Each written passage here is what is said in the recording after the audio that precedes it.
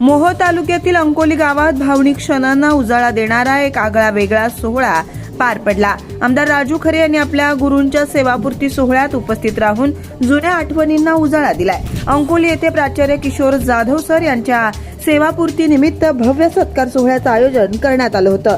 या कार्यक्रमाला आमदार राजू खरे यांनी खास उपस्थिती लावली। गुरूंच्या चरणी नतमस्तक होत आमदार खरे यांनी आपल्या शालेय जीवनातील आठवणींना उजाळा दिला। त्यांनी सांगितलं की जाधव सरांनी दिलेल्या शिक्षणामुळे आणि संस्कारामुळेच आज आपण या पदावर पोहोचलो आहोत। गुरूंचं मार्गदर्शन आणि शिकवण हेच माझ्या यशाचं खरं गमक आहे।